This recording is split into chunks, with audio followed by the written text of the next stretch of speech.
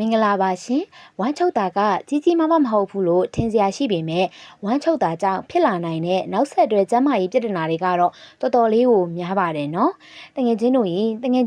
3ရက်4ရက်လောက်ဝမ်းမသွားပဲနေရတာကြုံဘူးကြရဲ့လားအဲ့လိုမျိုးတွေကြုံနေဆိုလို့ရှိရင်ဒီနေ့မှာတော့ဝမ်းချုပ်မှုကင်းပြီးတော့ဝမ်းမှန်စေဖို့ဘယ်လိုတတိတွေစားရမလဲဆိုတာကိုဒီနေ့ရဲ့ဗီဒီယိုလေးမှာတစ်မျိုးချင်းစီအသေးစိတ်ပြောပြပေးသွားပါမယ်နော်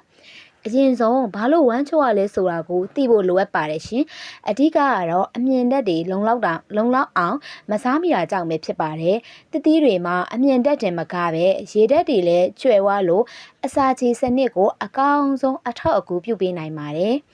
ကဲပထမဆုံးပြောပြခြင်းနဲ့တတိလေးကတော့ပင်မဲ့တီးပဲဖြစ်ပါတယ်ရှင်ပင်မဲ့တီးကိုဖြော်ရည်အဖြစ်နဲ့ပဲတောက်ဒီအတိုင်းပဲစားအရသာရှိတယ်လို့ပင်မဲ့ဒီမှာဆိုရင်အမြင်တဲ့ပါဝင်မှုကလည်းတခြားအသီးတွေထက်ပိုများပါတယ်ရှင်။ဒါကြောင့်အစာချေစနစ်ကိုကောင်းမွန်စေပြီးတော့ဝမ်းမှန်စေဖို့အကောင်းဆုံးပါပဲ။ဒုတိယတစ်မျိုးကတော့ထောပတ်တီပဲဖြစ်ပါတယ်။ထောပတ်တီတစ်လုံးမှာဆိုလို့ရှိရင်အမြင်ဓာတ်က 6.7 ဂရမ်လောက်တောင်ပါဝင်ပါတယ်။ဒါတင်မကသေးပါဘူးနော်။သူ့မှာပါတဲ့ပိုတက်ဆီယမ်ကငှက်ပျောတိထက်တောင်ပိုများပြီးတော့တွေးတွင်းကိုလက်စထရောကိုပါကျဆင်းစေနိုင်ပါတယ်ရှင်။ကဲနောက်ထပ်အလွယ်တကူရနိုင်တဲ့အသီးကတော့မာလကာသီးပဲဖြစ်ပါတယ်မာလကာသီးတစ်လုံးမှာဆိုရင်အမြင့်ဓာတ်က 5.4 ဂရမ်လောက်တောင်ပါဝင်လို့အစာချေစနစ်ကျန်းမာရေးအတွက်တကယ်ကိုအတင့်တော်ဆုံးအသီးတစ်မျိုးဆိုရင်လည်းမမှားပါဘူးเนาะ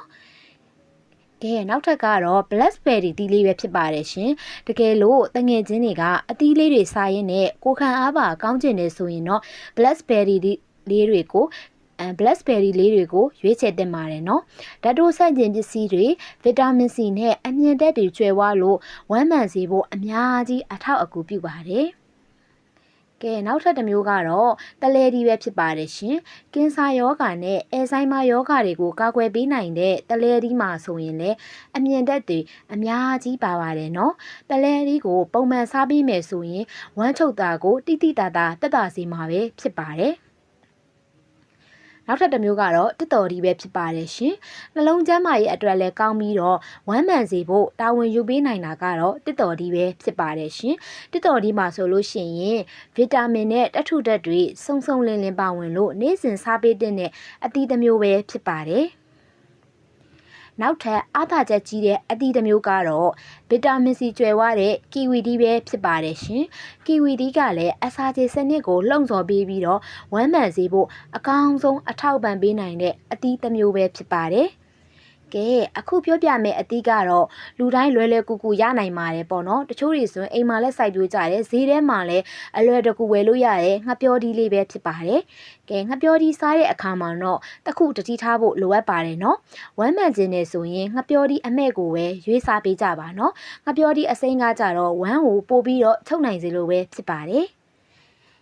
နောက်ဆုံးတစ်မျိုးကတော့တငယ်ချင်းတွေအားလုံးနဲ့ယဉ်နီးပြီးသားဖြစ်တဲ့ပန်းသီးပဲဖြစ်ပါတယ်။ပန်းသီးမှာပါဝင်တဲ့အမြင့်ဓာတ်တွေကတော့ဝမ်းမှန်စေဖို့အတွက်တကယ်ကိုအထောက်အကူပြုပါတယ်နော်။ကဲအခုပြောပြပေးခဲ့တဲ့အသီးအနှံလေးတွေကိုတငယ်ချင်းတို့ရဲ့နေ့စဉ်စားသောက်မှုပုံစံမှာထည့်သွင်းပြီးတော့စားသောက်ကြည့်ပါနော်။ကဲဝမ်းချုပ်တာပြင်းထန်ပြီးတော့ကြာရှည်နေမယ်ဆိုရင်တော့ဆရာဝန်နဲ့တိုင်ပင်ဖို့တော့မမေ့ပါနဲ့နော်။ဒီဗီဒီယိုလေးကတငယ်ချင်းတို့အတွက်အကျိုးရှိတယ်ဆိုရင်အောက်က like ခလုတ်လေးကိုလည်းနှိပ်ပေးသွားဖို့တောင်းဆိုချင်ပါတယ်ရှင်။ကဲဝမ်းချုပ်နေတဲ့တငယ်ချင်းတွေရှိရဆိုလို့ရှိရင်လည်းဒီဗီဒီယိုလေးကိုပြန်ပြီးတော့အမျှဝေပေးပါအောင်နော်။နောက်ထပ်လည်းဒီလိုမျိုးကျန်းမာရေးဘူးတုဒတွေကိုအမြဲလေ့လာနိုင်ဖို့မဦးတို့ရဲ့ channel လေးကိုလည်း subscribe လုပ်ထားပေးကြပါအောင်နော်။အားလုံးပဲဝမ်းချုပ်ခြင်းကင်းပြီးတော့ကျန်းမာကြပါစေ။တာယာပျော်ရွှင်သောနေ့လေးကိုပိုင်ဆိုင်နိုင်ကြပါစေရှင်။